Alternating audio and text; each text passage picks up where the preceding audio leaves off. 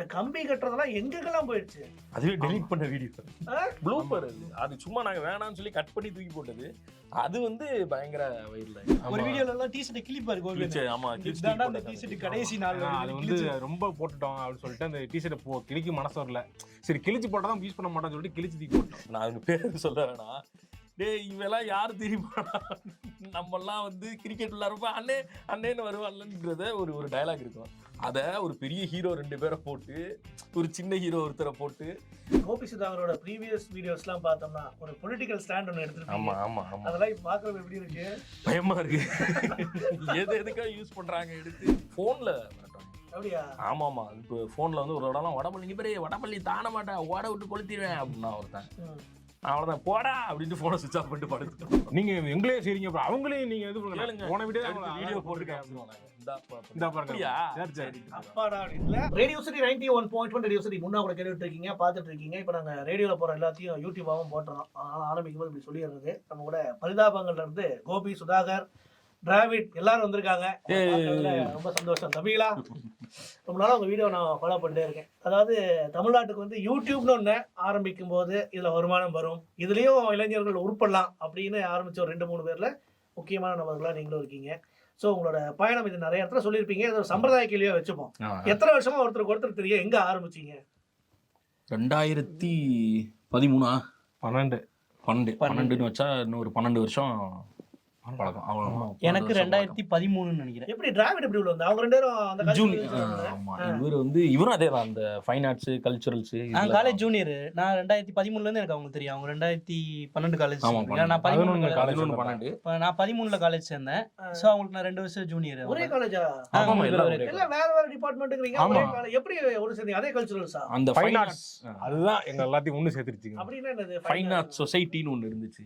அந்த சொசைட்டி வந்து இந்த இன்ஜினியரிங் காலேஜ்ல வந்து இன்ஜினியரிங் வராத நண்பர்கள் எல்லாம் கூடக்கூடிய ஒரு இடமா இருந்துச்சு. ஓ, அதுக்கான இடம் இருந்துச்சு. காலேஜ்லயே வச்சிருந்தாங்களா? அதுக்கு கேண்டீன் தான் இருக்கும். பொதுவா உங்களுக்கு ஃபைன் ஆர்ட்ஸ் இருந்திருக்கு. அந்த மாதிரி அதுல நாங்க எல்லாரும் வந்து ஒண்ணா சேர்ந்து இந்த விஷயத்தை ஆரம்பிச்சிட்டோம். உங்களோட முதல் வெற்றினா என்ன கல்ச்சுரல்ஸ்ல? சந்தோஷமா ஆஹா இது நமக்கு வருது. அது வந்து ஃபர்ஸ்ட் மைம்னு சொல்லி அந்த மூஞ்சில பெயிண்ட்லாம் போட்டு பண்ணுவாங்க. அதை தான் வந்து ஃபர்ஸ்ட் பண்ணோம். கேபி விஸ்வநாத்னு சொல்லி ஒரு ஸ்கூல் இருக்கு திருச்சியில. அங்கே வந்து ஒரு மைம் ஈவெண்ட் நடந்துச்சு. நாங்கள் வந்து சும்மா ஒரு 2 நாளைக்கு முன்னாடி ப்ராக்டிஸ் பண்ணிட்டு போனோம்.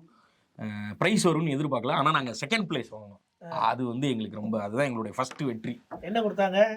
சின்ன ஒரு ஷீல்டு கொடுத்தாங்க, ஒரு சர்டிஃபிகேட் கொடுத்தாங்க. அவ்வளவுதான். அந்த கேஷ் பிரைஸ்ல இருக்கு. நீங்க இன்ஜினியரிங் காலேஜ் படிச்சீங்க. நாங்க போன ஸ்கூல்ல அது அந்த ஸ்கூல்ல நடத்துனதுனால வந்து அந்த மாதிரி கொடுக்கல. அதுக்கப்புறம் கேஷ் பிரைஸ்லாம் உண்டு. நாங்க அது எப்படின்னா இப்போ ஒரு சில காலேஜுக்குலாம் வந்து தியாகராஜா காலேஜ் இங்கெல்லாம் அப்படின்னா இங்க இருந்து கை காசை போட்டு போயிட்டு ஜெயிச்சாதான் ரிட்டர்ன் வர்ற காசு அப்படின்ற மாதிரி போய் ஜெயிச்சுட்டு அந்த மாதிரிலாம் வந்துருக்கோம். மதுரை தியாகராஜா காலேஜ். ஓ, அப்படி அவ்வளவு கான்ஃபிடென்ட்டா போவீங்களா? ஜெயிச்சாதான் திரும்ப. ஆமா, வேற வழி இல்ல சொல்லுவாங்களே. அதேதான் போவீங்க நீங்க. சோ அந்த மாதிரிலாம் பண்ணிருக்கீங்களா? திரும்ப வரது கூட காசு இல்லாம போனீங்க. என்ன பண்ணீங்க? காமெடி இந்த எல்லா ஈவெண்ட்டுமே வரும். நாங்க இதெல்லாம் கிடையாது. எங்களுக்கு தெரிஞ்சது தெரியாதது எல்லாமே பார்த்து ஸ்டேஜ்ல போய் பேர் கொடுத்துருவோம். கொடுத்துட்டு எங்க ஸ்லாட் வந்து நடுவில் போடுங்கன்னு சொல்லிடுவோம், இல்லைன்னா கடைசியில போடுங்கன்னு சொல்லுவோம். பண்ணலாம். அப்ப அந்த அவங்க கூப்பிடும்போது ஃபர்ஸ்ட் கூப்பிடுவாங்கல்ல, அவங்க ஏறின அப்புறம் ஆட்ஸ் அப்ளிக்கும் ஒரு ஈவெண்ட்லாம் இருக்கும். அதெல்லாம் எங்களுக்கு என்னன்னு தெரியாது. அது பண்ண பார்த்துட்டு கீழே உட்காந்து ஸ்கிரிப்ட் பண்ணிட்டே இருந்துட்டு ஓகே இதை பண்ணுவோம்னு சொல்லிட்டு மேலே ஏறி பண்ணி பிரைஸ்லாம் அடிச்சுட்டு வந்திருக்கோம். எங்க சீனியர் ஒருத்தர் இருந்த யுவராஜன் சொல்லிட்டு, அவர் வந்து இதுல வந்து ரொம்ப கை தேர்ந்தவர். அவரு போனார்னாவே வந்து ரொம்ப ஜாலியா பேசிட்டே இருப்பாரு, ஈஸியா எடுத்து வந்துருவாரு. அதே பிராக்டிஸ் எங்களுக்கும் அடுத்தடுத்து வந்து. இப்போ மீட் பண்றீங்களா அந்த சீனியரை?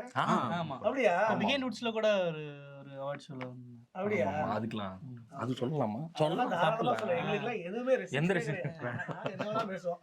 சரி, அடுத்தா வந்து இன்னைக்கு இவ்வளவு இடத்துக்கு வளர்ந்துட்டீங்க. ஆரம்பிக்கும் போது 2-3 சேனல் தாண்டி வந்தீங்க. அது சொல்லுங்க, அது என்ன ஸ்ட்ரகிள் அது? ஏன்னா உங்களை வந்து நல்லா தெரிஞ்சுட்டு இருந்த டைம்ல அங்க இருந்து வெளியே வந்தீங்க. எல்லாத்துக்கும் முன்னால ஒரு காரணம் இருக்கு அதுக்கு. அது பரிதாபங்கள் வந்து அங்கே வச்ச ஷோ தான். மெட்ராஸ் சென்ட்ரல் தான் ஃபர்ஸ்ட் இருந்த சேனல்.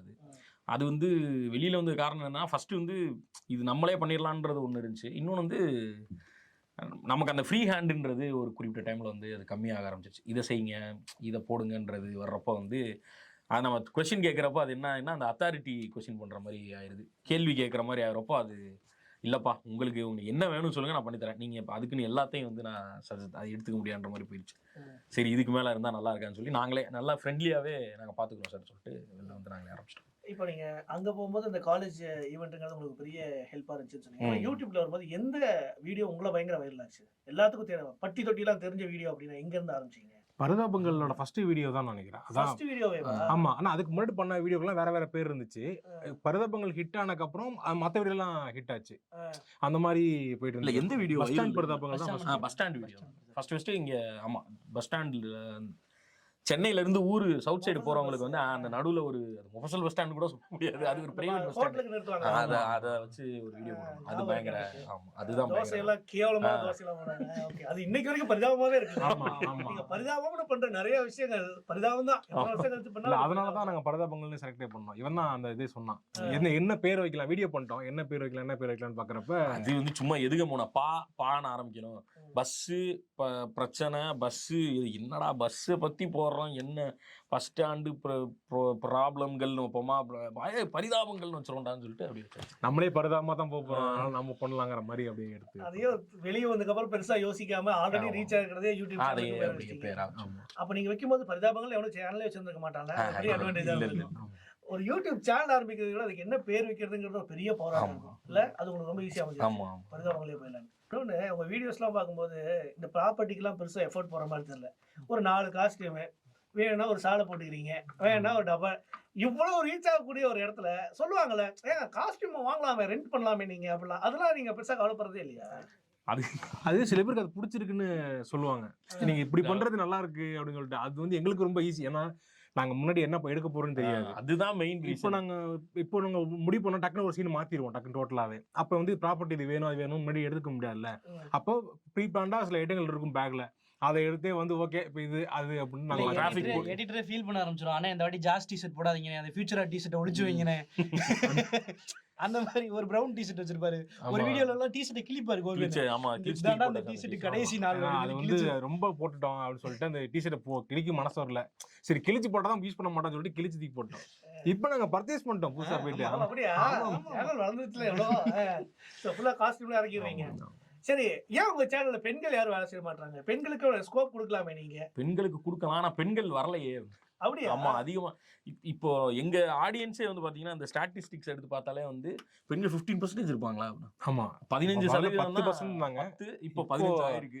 25 வரைக்கும் போய் இந்த மாமியார் பாவங்கள் அம்மா பாவங்கள்னு போடும்போது அப்படியே ஏறினாங்க. அவர் அப்படியே திருப்பி வந்து இறக்கி இப்போ 15ல நிக்கிறாங்க. அது என்ன பசங்க ஆடியன்ஸ் தான் அதிகமா இருக்கிறதுனால பெண்கள் அதிகமா தேவைப்படல. அது போக நாங்க ஆரம்பத்துல இருந்தே அது என்னவோ தெரியல, அது செட் அப்படியே போயிருச்சு. வராங்களா யாராவது நாங்களும் ஆட் பண்ணோம் அப்படின்னு? இல்ல இது வரைக்கும் வந்தது இல்ல. வந்திருக்காங்க சில பேர் வருவாங்க. எங்க வந்திருக்காங்க? ஒரு வீடியோல வந்துட்டு போயிடுவாங்க. அந்த மாதிரி நான் பரிதாபங்கள்ல பண்ணணும்னு இல்லை, எனக்கு ஆக்ட் பண்ணணும்னு வேணா வந்திருக்காங்க.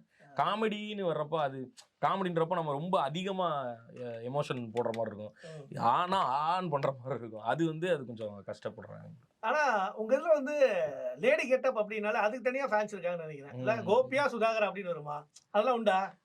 லேடி கெட்டப் வந்து சுதாகர் ரிஜெக்ட், நானும் அவனும். அப்படியா? இவர் பண்ணுவாரு. பட் கிளவி கெட்டப் ஆரம்பத்துல இருந்து நான் போட்டு இருட்டை கிளவி அந்த மாதிரி ஒரு ஷோலாம் பண்ணிட்டு இருந்தோம். ஸோ அப்போ கிளவி நல்லா வருது அப்படின்னா அதுல இருந்து நான் லேடிஸ் வாய்ஸ்ல எடுக்க மாட்டேன். சொல்லி எடுக்கல, அதெல்லாம் அதை எடுக்க முடியாது. என்னமோ பண்ற அது மிமிக்ரி பண்ண ட்ரை பண்ணி அது ஒரு வாய்ஸா போய் அதுல இருந்து போயிட்டு இருக்கும். ஆனா ஆக்சுவலா இந்த கோபி மிமிக்ரி வேற லெவல்ல பண்றீங்க. எங்களுக்கு என்ன ஒரு பெரிய அட்வான்டேஜ், அப்படி ஏமாத்திக்கிருக்கேன். அது ஒரு சிலர் வாய்ஸ் தான் எனக்கு வரும், அதையே எனக்கு ஏத்த மாதிரி மாத்தி கேரக்டர் பண்றீங்கன்னா அந்த கேரக்டருக்கான வாய்ஸ் ரொம்ப அழகா வருது. அது பார்க்கும்போது பரவாயில்லையே, இது நல்லா இருக்கே அப்படின்னு ஒரு இது நல்லா இருக்கு அப்படி இருக்கு. சோ மிமிக்ரி பண்றது இந்த ஸ்டேஜ்லலாம். ஆமா ஆமா ஆமா. அப்படியே மாடுலேஷன் மேக்ஸிமம் எடுத்துருவேன். வாய்ஸ்ன்னு சொல்லி ரொம்ப அந்த மாடுலேஷன் எடுத்து அது மாதிரி பண்ணி காட்டுவேன்.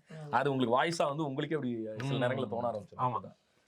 சிலர்லாம் உண்மையிலே மிமிக்ரி ப்ராப்பரா பண்றவங்க இருக்காங்க. ஆர்டிஸ்டே அந்த மிமிக்ரியா அந்த வாய்ஸ் தான் வரணும், இந்த டோன் தான் இருக்கணும், இது சி மைனர் அதெல்லாம் சொல்லக்கூடிய ஆர்டிஸ்ட் இருக்கு. நம்ம அந்த இதெல்லாம் கிடையாது. அந்த மாடுலேஷன் அதை எடுத்து ஒத்துக்கிட்டா ஒத்துக்கங்க, இல்லைன்னா போங்க அப்படின்ட்டு போயிடுவாங்க. இல்ல அவங்களுக்கு கொஞ்சம் ஒரு மாடுலேஷன் பண்ணும்போது கொஞ்சம் பாடி லாங்குவேஜ் ஏதாவது ஒன்று பண்ணிடுவோம்ல, அப்போ பாக்குறவங்களுக்கு கனெக்ட் ஆயிரும். இவரை தான் சொல்றாங்க இந்த வாய்ஸ் தான், அந்த மாதிரி ஒரு மைண்ட் செட் ஆயிடும். பாடி லாங்குவேஜ் காப்பி பண்ணுவாரு. அதுதான் பாடி லாங்குவேஜ்னா சுதாகரோட பாடி லாங்குவேஜ்க்கு ஒரு பெரிய ஃபேன் கிளப். ஆமா, அது எதுல வருதுன்னே தெரியல. அதுக்கு ஒரு பயங்கரமான அதுவும் ஸ்கிரீன்ல டக்குன்னு வந்துருது. அது எங்களுக்கே தெரியாது. அதனால நாங்களே சிரிச்சிருவோம் மேக்ஸிமம் டைம்ல. அவன் அடுத்து என்ன பண்ண போறான்னு யாருக்குமே தெரியாது. அந்த மாதிரி தான் இருக்கும். ஆமா, அதுதான் கேட்கணும்னு இருந்தேன். இப்போ உங்களோட டைலாக்ஸ் எல்லாம் பயங்கரமா ரீச் ஆகுது. என்ன சொன்னாலும் அதை எல்லாத்துக்குள்ளேயும் ஒரு கோபி சுதாகர் வாழ்ந்துட்டு இருக்காரு. இந்த டைம்ல இன்னும் பசங்களா சொல்லி ஜாலியா சிரிச்சுக்கிறது அப்படிங்கிறது வந்து அது சாதாரணமா ஒருத்தவங்களால பண்ணவே முடியாது. இன்னைக்கு ஒன்று சொல்றீங்கன்னா ட்ரெண்ட் செட்டரா இருக்கீங்க. இந்த கம்பி கட்டுறதெல்லாம் எங்கெங்கெல்லாம் போயிடுச்சு. அதுவே டெலீட் பண்ண வீடியோ ப்ளூப்பர் அது சும்மா நாங்க வேணாம்னு சொல்லி கட் பண்ணி தூக்கி போட்டது. அது வந்து பயங்கர வைரல் ஆயிடுச்சு. அதெல்லாம் அதுக்கப்புறம் நீங்க இப்ப எல்லா அது சொல்ல ஆரம்பிச்சோம்னா நிறைய எக்ஸாம்பிள் சொல்லலாம். ஒவ்வொரு வீடியோவும் யங்ஸ்டர்ஸ் எல்லாருமே இன்னைக்கு வரைக்கும் சொல்லிட்டு இருக்காங்க. ஸோ இது எப்படி உங்களுக்கு ஏதாவது ஐடியா இருக்குமா இதை சொல்லுவாங்க பாருங்க அப்படின்னு சொல்லி பண்ணது உண்டா? அந்த மாதிரிலாம் எதுவும் இல்லையா? சொல்லியும் நடந்திருக்கு. ஆனா மேக்ஸிமம் சொல்லி நடக்கிறத விட அதுவே நடக்கிறது தான். ஆமா, அது கிரியேட் பண்ண முடியாது. அது வந்து நான் நினைச்சு பண்ணுவோம், அதெல்லாம் கூட வராது. திடீர்னு எதார்த்தமா இது நல்லா வரும் நாங்க பண்ணிருக்கோம், ஆனா வரல. இது என்னன்னு தெரியாம பண்ணிருக்கோம், ஆனா பயங்கரமா வந்திருக்கு. நல்லா வரும்னு நினைச்சு வராம போனது ஏதாவது ஒன்று சொல்லு. அது மாதிரி எனக்கு ஞாபகம் வரல. ஆனா சும்மா சாதாரணமா சொன்ன டைலாக் தான் எல்லாமே. இது என்ன, இது நல்லா இருக்கு அப்படின்னு சொல்லி அங்க சொன்னதா இருக்கட்டும். அப்புறம் வந்து பெண் தானே, பெண் சாஃப்டா இருப்பான் அந்த கேரக்டர் வந்து நீ பண்ணிட்டு இருந்தியோ? அன்னைக்கு நான் லேடி இல்ல, நான் பண்ணல. இது லேடி ஒருத்தவங்க டிரைவர் சொல்லி நான் டிரைவிங் சொல்லி கொடுத்தோம். அது என்ன பசங்களே சொல்லி தருவீங்களா, லேடிஸ் நான் சொல்லி தரேன்னு சொல்லிட்டு அப்ப முடிவு பண்ணி இவன் கேட்ட போட்டு அப்பா சொன்னா பெண் தானேன்னு சாஃப்டா இருக்க மாட்டேன்னு சொல்லிட்டு சொன்னீங்க. போயிடுச்சுல, பயங்கரமான ரீச். அது உடனே எல்லா பெண்களும் அதை எடுத்துட்டாங்க. பெண் தானே. ஓகே. சோ இந்த மாதிரி ரீச் ஆகுறதுங்கிறது பயங்கர சந்தோஷமான விஷயம். அது அன்எக்ஸ்பெக்டடா நடந்தாதான் உண்டு. நம்ம இது நடக்கும்னு நினைச்சு பண்ணோம்னா நடக்காது. நீங்க கேட்டீங்க, இது பண்ணணும்னு நினைச்சு ஆமாம் போனது எனக்கு டக்குன்னு ஞாபகம் வரல. அதுதான் கரெக்ட். இல்ல நாங்க முடிவு பண்ணிட்டோம். நாங்க வந்து இது மாதிரி யோசிச்சு எதுவும் பண்ணணும்னு நினைச்சா எதுவுமே நடக்காது. நம்ம ஜாலியா என்ஜாய் பண்ணி பண்ணோம்னா அதுல ஏதாவது ஒன்று நடக்கலாம்னு சொல்லிட்டு ஏதோ ஒன்று வரும், நம்ம பண்றதை பண்ணிட்டே இருப்போங்கிற மாதிரி. ஏன்னா மீம் போடுறவங்க தானே அதை வந்து மீம் கிரியேட் பண்றவங்க அதை வச்சு பண்ணும்போது அவங்களோட இது மீம் பேஜ்ல இது எங்களோட பேஜ் இருக்கு. மீம் நாங்க கிரியேட் பண்ண ட்ரை பண்ணிருக்கோம், ஆனா பண்ண முடியல. அதெல்லாம் அதுக்கு ஒரு எப்படி பண்றாங்க? அவங்க ஒரு கிரியேட்டரா அவங்களோட நீங்க யோசிக்கிறது அந்த மீம்ல பண்றாங்க. பயங்கரமா இது அரசியல் ஆரம்பிச்சு சினிமால இப்ப அடுத்து ஒரு படம் ரிலீஸ் ஆக போகுது. அதுல வந்து இந்த ஒரு இதெல்லாம் இப்ப நான் அவங்க பேரு சொல்ல வேணாம். டேய் இவெல்லாம் யாரு தெரியுமா, நம்மெல்லாம் வந்து கிரிக்கெட் விளையாடுறப்ப அண்ணே அண்ணேன்னு வருவான்லன்றத ஒரு டயலாக் இருக்கும். அத ஒரு பெரிய ஹீரோ 2 பேரை போட்டு ஒரு சின்ன ஹீரோ ஒருத்தரை போட்டு அந்த இடத்துல அந்த கான்டெக்ஸ்டே மாத்தி விட்டுறானுங்க. அதெல்லாம் வந்து அந்த பேரு போட்டிருந்தாங்க. இப்ப வந்து ஃபேஸே வச்சு அந்த மண்டே அப்படியே எடுத்துட்டு போய் வச்சிடறாங்க. அதுல என்ன அட்வான்டேஜ்னா முதல்ல டைலாக்லாம் சொல்லணும். இப்போ உங்க மூஞ்சி வச்சாலும் அது என்ன டைலாக்னு தெரியுது. நாங்களே ரீகலெக்ட் பண்ணிக்கிறோம். ஓ இந்த டைலாக் தான் இத வச்சிருக்காங்க அளவுக்கு. அப்ப எவ்வளவு ஊறிடுச்சு பாருங்க எல்லாத்துக்கும். வீடியோ தலையை மட்டும் கட் பண்ணி ஹீரோஸ் தலையை வச்சு விட்டு அவங்க பேசுற மாதிரி வச்சு விட்டுறானுங்க. நாங்க எதுக்கு பேசியிருக்கோம், இவனுக்கு மீம் கிரியேட்டர்ஸ் தான் ஃபுல்லா அவங்க பண்றதுதான் ரீச் கீச். அவங்கதான் ஃபுல் 99% அவங்க. எல்லாராலையும் பண்ண முடியாது அந்த மாதிரி. இப்ப நாங்கெல்லாம் எங்களுக்கு இந்த வீடியோ நல்லா பண்ண முடியும். மீம் பண்ணணும் யோசிச்சது இல்லை, எங்களுக்கு வராது. எவனா நீ யோசி பண்ண சொன்னா கூட அவனுக்கு கட் பண்ண தெரியாது. அந்த மாதிரி இவங்க கட் பண்றதை பார்த்தா நல்லா இதே சீனை போரிங்கா இருக்கு நம்ம இதுல அதே இன்ட்ரெஸ்டிங்கா கட் பண்ணிலாம் போட்டிருப்பாங்க. அதை பார்க்கும்போது இந்த மாதிரி நம்மளாலதான் பண்ண முடியல. இந்த மாதிரி மீம் கிரியேட் பண்ற பசங்களே வேலை கூப்பிட்டு அவங்களே வேலைக்கு எடுத்துடலாம் ட்ரை பண்ணோம். அண்ணே நான் வேலைக்கு போயிட்டு இருக்கேன், பார்ட் டைமா பண்ணிருக்கேன், வேலைக்கெல்லாம் வரலன்னுட்டான். என்னடா இப்படி இருக்கீங்க அப்படின்ற மாதிரி. மீம் கிரியேட்டர்ஸ் தான் மெயின். அவங்க அது ஒரு என்ன சொல்றது, ஒரு டைம்ல வந்து கலை உணர்வோட பாக்குறது மாதிரி இப்ப எப்படி ஆனா மீம் உணர்வோட பாக்குறதுன்னு ஒண்ணு அந்த இது வந்துருச்சு. இப்போ மீம்ங்கிற வார்த்தையே புதுசா இருந்த தமிழ்நாட்டுல எனக்கு பெரிய பெரிய அரசியல் கட்சிகளே எலெக்ஷன் டைம்ல மீம் கிரியேட்டர்ஸ்க்கு ஒரு பெரிய அமௌண்ட் கொடுத்து அது ரீச் பண்ண, அதாவது ஒரு டயலாகே பேசாம ஒரு விஷயம் வந்து அவ்வளவு ரீச் பண்ண முடியுமா அப்படிங்கிறது மீம் பெரிய எக்ஸாம்பிள். கண்டிப்பா கண்டிப்பா. சரி இப்ப நாங்களும் ஒரு சிச்சுவேஷன் வருது அப்படின்னா அப்படிங்கிறோம். நீங்க என்ன பண்ணுவீங்க? பண்ணது இல்லையா?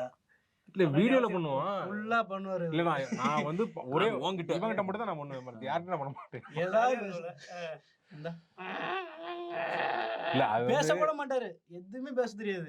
பேசாம அப்படியே பண்ணிட்டு நான் அப்படியே திரும்பி இப்படி உட்காந்து அண்ணே அவனுக்குள்ள கொடுத்து வாங்குறது வந்து நம்ம அதுக்குள்ள போகவே முடியாது. திட்டிக்கிற மாதிரி இருக்கும், அடிச்சு ரொம்ப ஒரு மாதிரி ரொம்ப சீரியஸா பேசுற மாதிரி இருக்கும்.